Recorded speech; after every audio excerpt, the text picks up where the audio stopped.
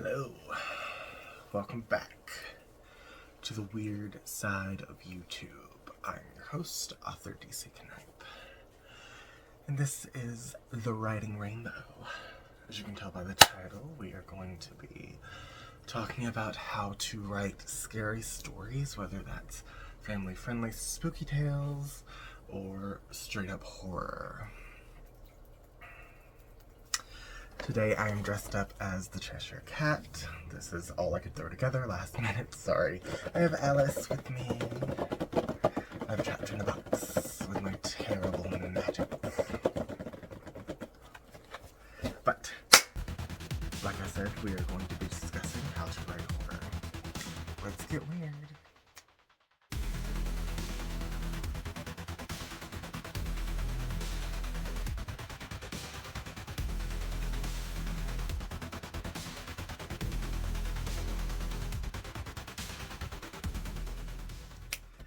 Alright, first and foremost, let's lay down the ground rules for what is horror. Horror is anything that is scary. It can go from spooky to eerie. I'm including thrillers in this, even like writing in movies, not just books like I do.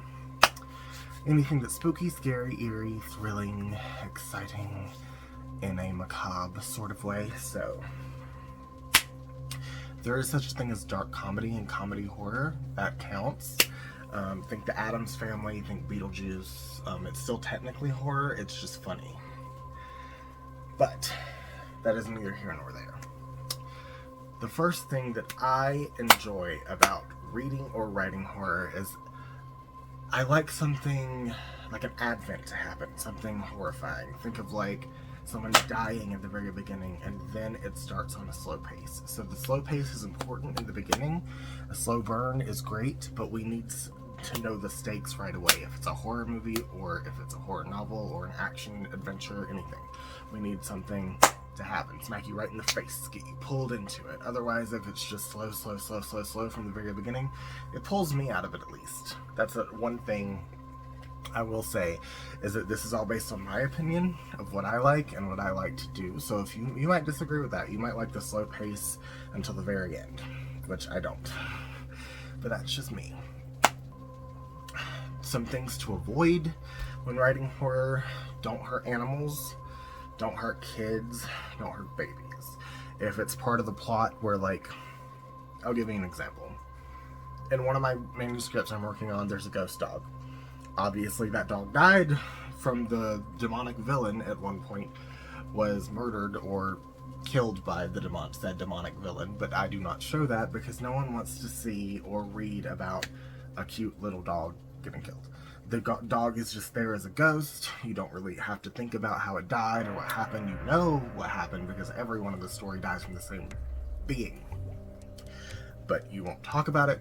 It will not be mentioned. You just know that this dog is a ghost, and it's a good dog. She's a good dog, and she will help the main protagonist defeat the evil that, kills everybody. A second example would be in my newest novella that I've released, The Exorcist Acolyte, without spoiling anything.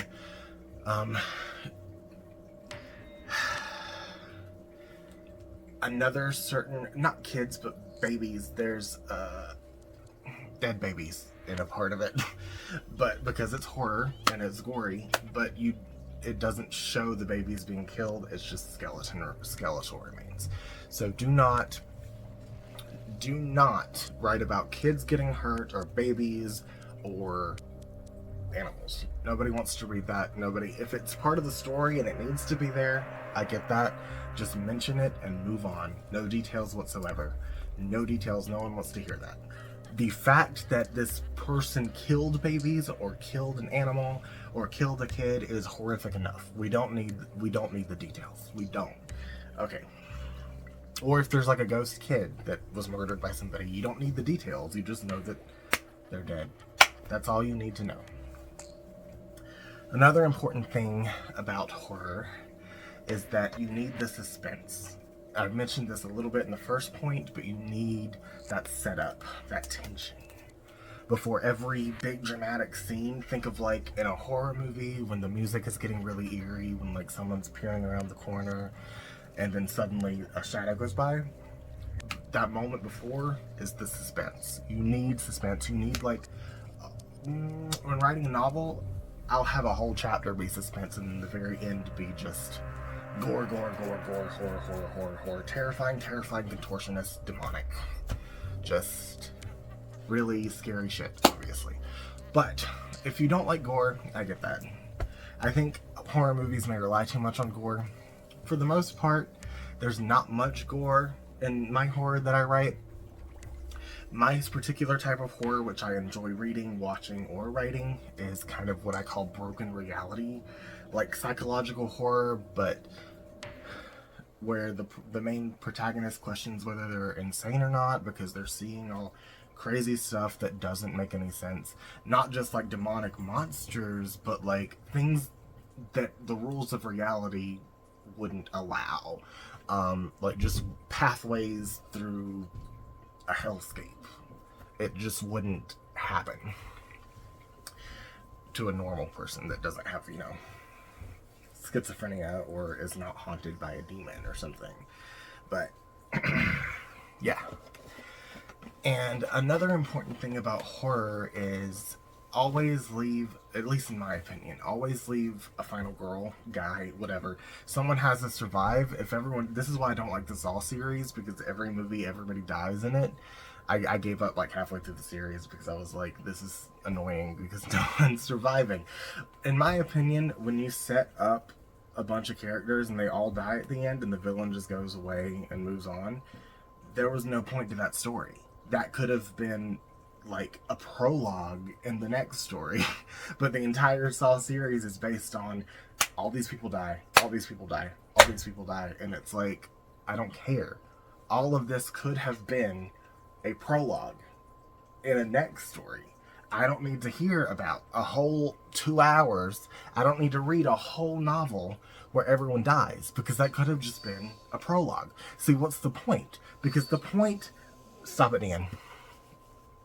My mother-in-law's home and she's going crazy. But the whole point of a story, a narrative, the hero's journey, blah, blah, blah, blah, blah, blah, blah. You're supposed to follow someone through this crazy landscape of literature, this story. And if they're dead at the end, then there really was no point. It's supposed to show how they changed, how they growed, how they reacted to people that they loved, how the relationship they had, what their convictions were, what they stood for, blah, blah, blah, blah, blah, blah. Long story short, there's no point in a story where everyone dies. I'm sorry. You may disagree, you may agree. Either way, it don't change my mind. I'm just saying, you will never catch me writing a book where everyone dies. I do not see the point in it. That just seems like a waste of time to me. And if I do end up writing a book that everyone dies, I will just make it really short and sweet, make it a prologue for the sequel. I don't see the point. Like, I cannot stress that enough. However, I do love horror with all my heart. I love Stephen King. I forgot his name, Clive Barker? I don't know his last name. The guy that wrote the novels of Pinhead. What is that movie called? It's a different... The novels are not the same as the movies. The title's different. Oh my goodness, I can't think of it. Hellraiser, the Hellraiser movies, but the novels are called something else. But I love the novels, I just haven't read them since like high school. But I love horror. I love writing horror. I love reading horror. I love watching horror. I'm a horror buff. So if you guys have any good horror recommendations, my favorite horror movie was probably The Ring and The Ring 2 back in the day. I like the Japanese versions as well, even though they're less like jump scare. Jump scares, in my opinion, are kind of cheap if you rely on them too much. But that's neither here nor there. I just wanted to make this little video about how to horrify for the last episode of Spooky Month. And happy Halloween, and I love you guys, and I will see you guys next time.